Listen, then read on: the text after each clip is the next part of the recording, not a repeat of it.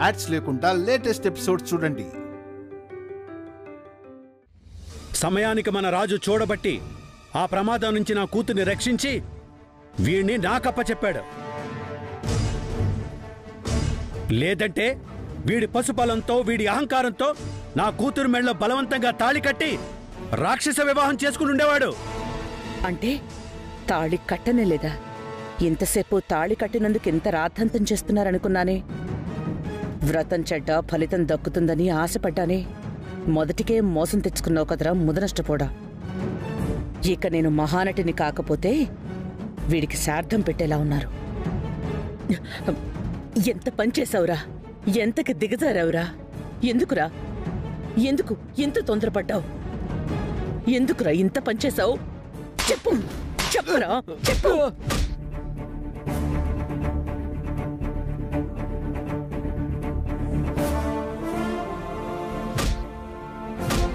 చెప్పురా, చెప్పురా, ఎందుకురా చెప్పు. నా కడుపున చెడపుట్టావు కదరా. నీలాంటి రాక్షసుడికా నేను జన్మనిచ్చింది? ఇలాంటి ఒక మూర్ఖుణ్ణా నేను కన్నది? ఏ దుర్ముహూర్తాన్ని నా కడుపున పడ్డావురా? రూపంటే ఎంత ప్రేముంటే మాత్రం ఇంత సాహసం చేస్తావా? పెళ్ళంటే ఏమనుకున్నావురా? పిల్లలాట అనుకుంటున్నావా? ఇంత పైశాచికంగా మారిపోయావేంట్రా నువ్వు? దుర్మార్గుడా, నీ మీద పడ్డ నింద చెరిగిపోతే సంతోషంగా ఘనంగా అంగరంగ వైభవంగా రూపతో నీ పెళ్లి జరిగేది కదరా. మమ్మీ, నేను మనిషిని కాదు, నన్ను క్షమించు మమ్మీ. రూప నాకెక్కడ దూరం అయిపోతుందన్న భయంతోనే తొందరపడ్డాను. మామయ్య ఉన్నాడన్న సంగతి కూడా మర్చిపోయి రూప మీదున్న విపరీతమైన ప్రేమతో నేను నార్మల్.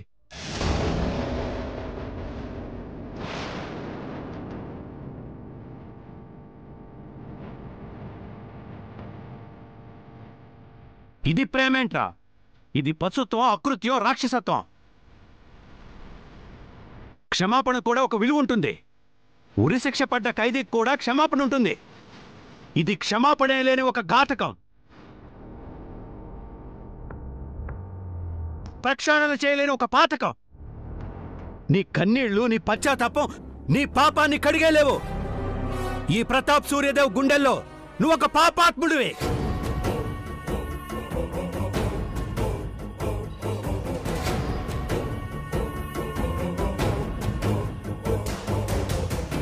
రూపంటే నీకిష్టమయ్యుండొచ్చు, తను నీకు ప్రాణం అయ్యుండొచ్చు. అయినా సరే నువ్వింత అవివేకంగా ప్రవర్తిస్తావా? ఇంత సంస్కారహీనంగా తయారవుతావా? ఇప్పుడు నా తమ్ముడికి నా ముఖం ఎలా చూపించాలి?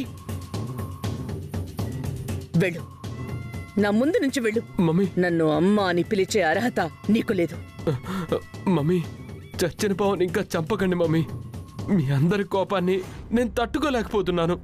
ఇది ఆవేశంలో చేసిన పనే గాని ఆలోచనతో చేసింది కాదు మమ్మీ. నోర్మై, జరిగింది చాలు, చెప్పింది చాలు. ఇక ముహూర్తం నిర్ణయించి మావయ్య నీ పెళ్లి జరిపించేంత వరకు నువ్వు తొందరపడటానికి వీల్లేదు. పెళ్ళా? ఇంకా వీడితో నా కూతురు పెళ్లి జరుగుతుందనే అనుకుంటున్నావాక? అంతమంది ఉండగా రూపమెళ్ళలో తాళి కట్టాలనుకున్నవాడు ఎవరో లేని సమయంలో మందార జీవితాన్ని నాశనం చేసి ఉండడని నన్ను ఎలా నమ్మమంటావక్క?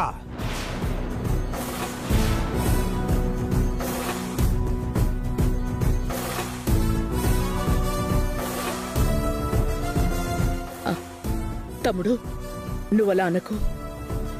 నాకు మాటిచ్చావు. ఆ మాట వినే నేను బతికాను. నా కొడుకు నీ కల్లుడైతే చాలు, నేనేమైపోయినా పర్వాలేదు అనుకున్నాను. వీడి తొందరపాటుతనానికి ఫలితం ఇంత దారుణంగా ఉంటుందా? నన్ను నమ్ము తమ్ముడు.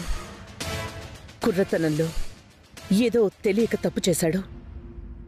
వాడి తప్పు వాడు గ్రహించాడు. ఇప్పుడు నువ్వే పెద్ద మనసుతో అర్థం చేసుకోకపోతే ఇక నేను బతికున్నా లాభం లేకుండా పోతుంది తమ్ముడు. పెద్దయ్య, మీరు విజయమ్మ గారి మాటలకి లొంగిపోయి ఇటువంటి వాడికి అమ్మాయి గారిని ఇవ్వడానికి అస్సలు ఒప్పుకోదు పెద్దయ్యా.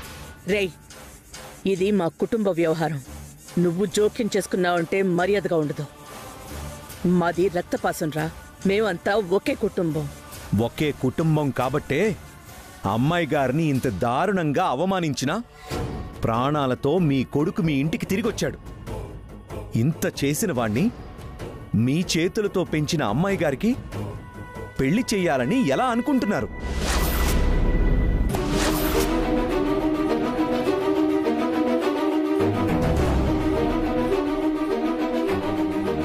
నాన్న, నా ఇంట్లో నాకే రక్షణ లేదు. ఇలాంటి వాణ్ణి నేనెలా పెళ్లి చేసుకోవాలి? ఇప్పటికైనా మీరు అత్త మాటలు కాకుండా అతని ప్రవర్తన చూసినవారు కాబట్టి నిర్ణయం తీసుకునే ముందు ఆలోచించండి. నువ్వు భయపడకు. ఇది అంత సులువుగా వదిలిపెట్టే తప్పు కాదు. నేను అన్ని ఆలోచించే ఏ నిర్ణయం అయినా తీసుకుంటాను. తమ్ముణ్ణే అక్క, ఎప్పటికీ నీ తమ్ముణ్ణే. కానీ రూప నా కన్న కూతురు.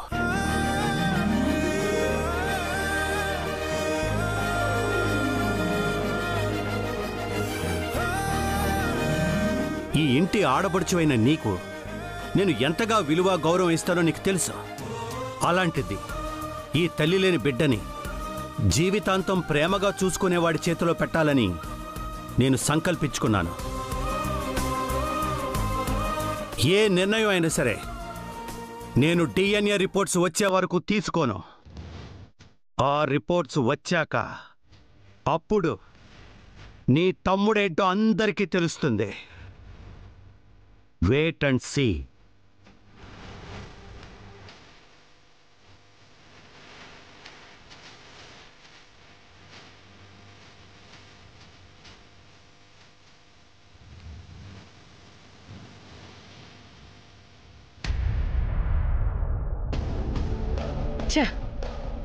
నా ఆశలన్నీ అడి అసలు చేసావు కదరా.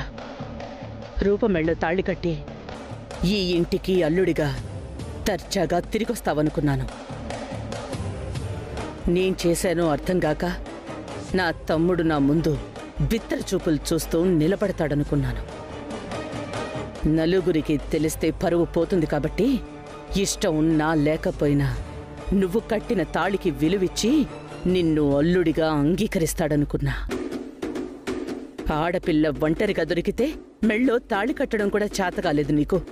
ఛ, నువ్వే మగాడివిరా. అయినా నిన్ననుకునేం లాభం? నీలాంటి అసమర్థుణ్ణి కన్నందుకు నన్ను నేను చెప్పుతో కొట్టుకోవాలి. ఎందుకమ్మా అలా తిడతావు? నిన్ను తిట్టడం కాదురా. మమ్మీ, నొప్పి మమ్మీ. అయ్యో, ఏంట్రా ఇది? ఒళ్ళంతా ఎర్రగా కమిలిపోయింది. ఇంతిదిగా కొట్టారా? పద, ఆయింట్మెంట్ రాస్తాను.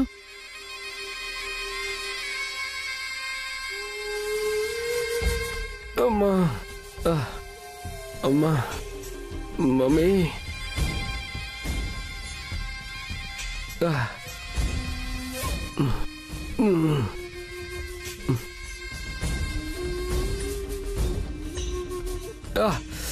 అబ్బా,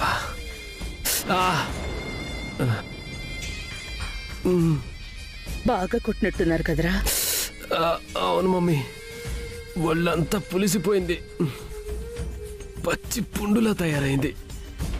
మందు రాస్తానా కూడా మంటగానే ఉంది. కనీసం 10-12 మంది కలిసి కొట్టినట్టున్నారు కదరా?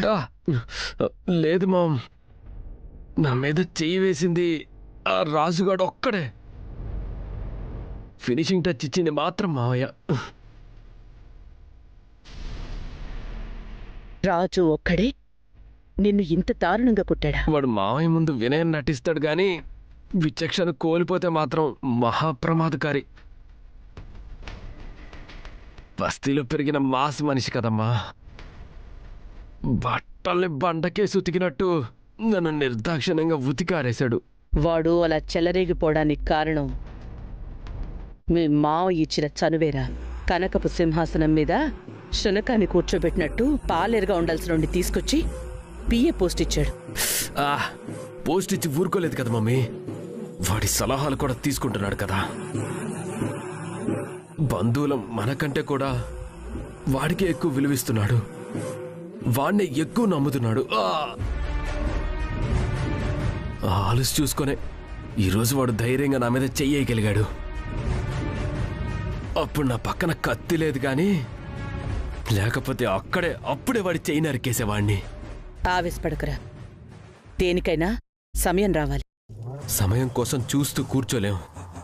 వాడు చేతులు కట్టుకొని సైలెంట్గా ఉంటాడా, మరింత రెచ్చిపోతాడు. మనింట్లోనే మనకి గొయ్యి తవ్వుతాడు, నిన్ను నన్ను పూడ్చిపెడతాడు. వాడిని నేను వదిలిపెట్టను మమ్మీ.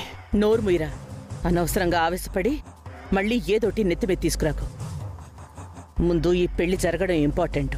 ఆ తర్వాత వాడి సంగతి ఏం చెయ్యాలనేది నేనే ఆలోచిస్తాను. అప్పటి వరకు నువ్వు కొంచెం సైలెంట్గా ఉండు. Okay mummy.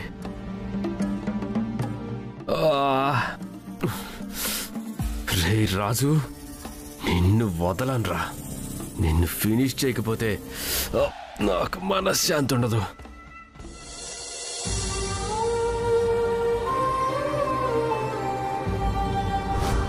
ఆగు.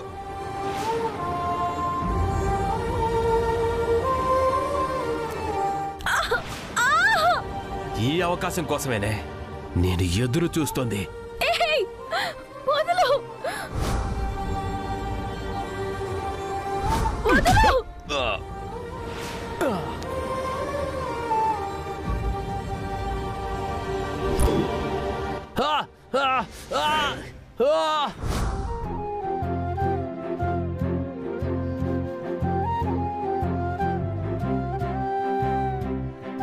అమ్మాయి గారు, రాజు,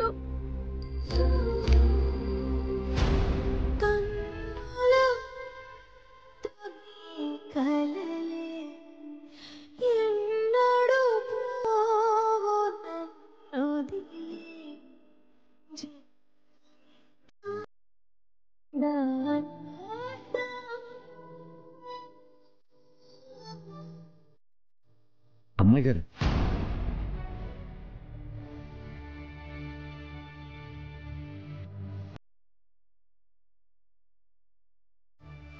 ఏమైంది అమ్మాయి గారు? చాలా భయంగా ఉంది రాజు. మీలో ఆ భయం ఇంకా పోలేదా? ఇంకా ఆ సంఘటన నన్ను వెంటాడుతూనే ఉంది. మీకేం భయం లేదమ్మాయి గారు? సమయానికి నువ్వు రాకపోయి ఉంటే ఆ ఉన్మాది నిజంగానే నా మెడలో తాళి కట్టేసేవాడు. అదే జరిగితే నా జీవితం ఏమైపోయేది? నేనుండగా ఏమీ కాదమ్మాయి గారు, మీకెలాంటి కష్టం రానివ్వను. పెద్దయ్య గారి మేనల్లుడు కావడం వల్ల బ్రతికిపోతున్నాడు, లేదంటే వాణ్ణి జీవితాంతం బెడ్ మీదే ఉండేలాగా కొట్టేవాణ్ణి. అప్పటికీ పెద్దయ్య గారు వాడికి మామూలుగా బుద్ధి చెప్పలేదు. మీరొకటి గమనించారా? పెద్దయ్య గారు ఇన్ని రోజులు పై కోపం మాత్రమే మీ మీద చూపించారు. ఈరోజు మీకింత ప్రమాదం తలపెట్టినందుకు పరమశివుడు మూడో కన్ను తెరిచినంత కోపాన్ని ప్రదర్శించారు. అవును, నాన్నకు నా మీద ఎంత ప్రేమందో ఈ సంఘటన వల్ల ఆయన కూడా ఎంత భయపడిపోయారో స్పష్టంగా అర్థమైపోయింది. మీకొక విషయం చెప్పనా అమ్మాయి గారు?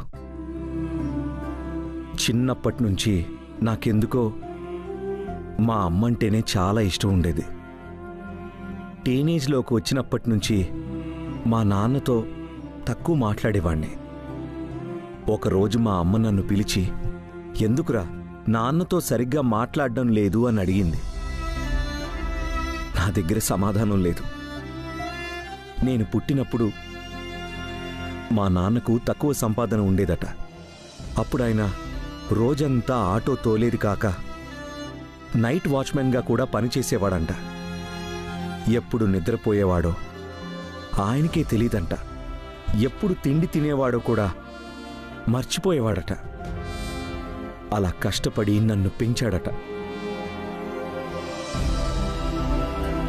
చూడండి అమ్మాయి గారు, కన్న తండ్రి పిల్లల గురించి ఆలోచించినంతగా ప్రపంచంలో ఎవ్వరూ ఎవరి గురించి ఆలోచించరు అమ్మాయి గారు.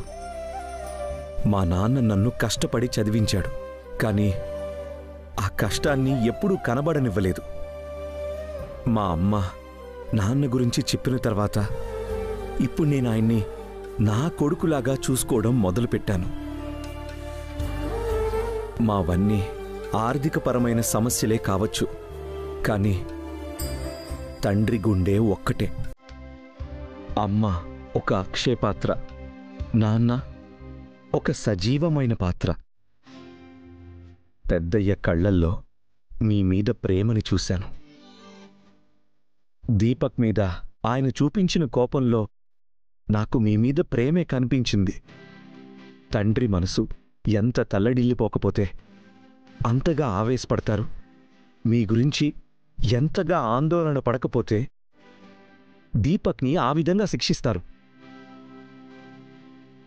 మబ్బు కమ్మిన చందమామ లాంటి మా పెద్దయ్య మనసు కరిగి నీరై వర్షమై కురవడం ఈరోజే కళ్ళారా చూశాను. అదేంటమ్మాయి గారు, మీ కళ్ళలోనూ అదే వర్షం? మీ నాన్న గురించి చెప్పావు, మా నాన్న గురించి చెప్పావు, తండ్రి మనసు ఎంత గొప్పదో చెప్పావు.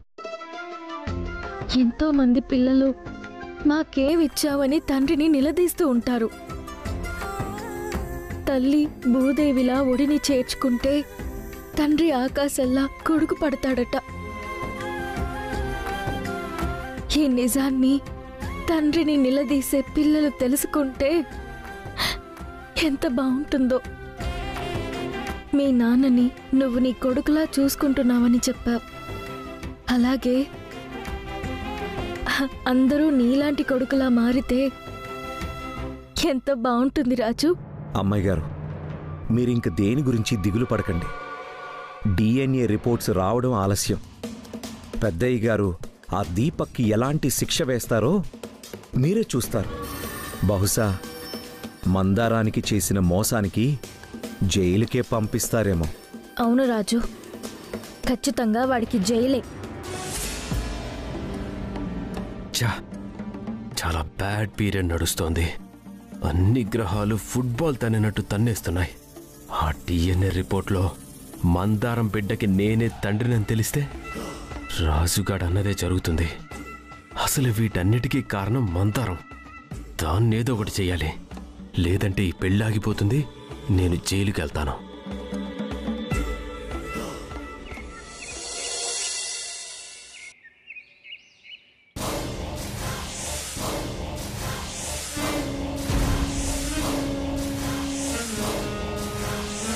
చెయ్యాల్సిందంతా చేసేసి ఎంత ప్రశాంతంగా పని చేసుకుంటుంది.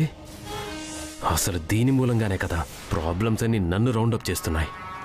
నా టెన్షన్స్ అన్నీ పోవాలంటే ఒక్కటే దారి, దీన్ని పైకి పంపించాలి, లేదంటే కడుపునైనా కరిగించాలి.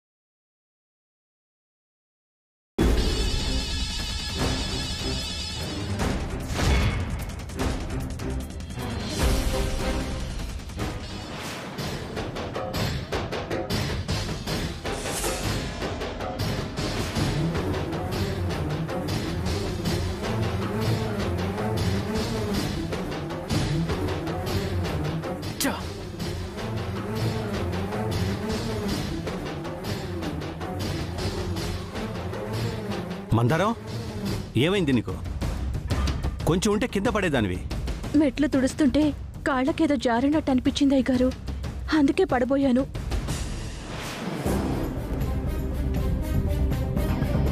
ఏంటదంతా?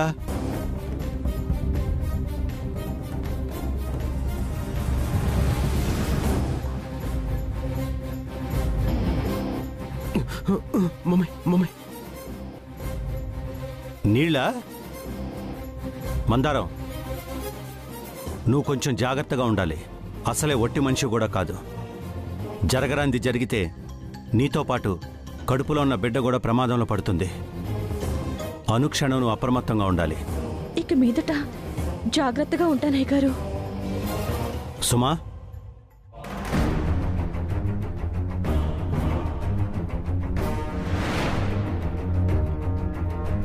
సమయానికి నేనొచ్చి పక్కకి లాగకపోయుంటే నా తమ్ముడి కంట్లో పడుండేవాడివి. ఏంట్రా ఎదో పనిలో?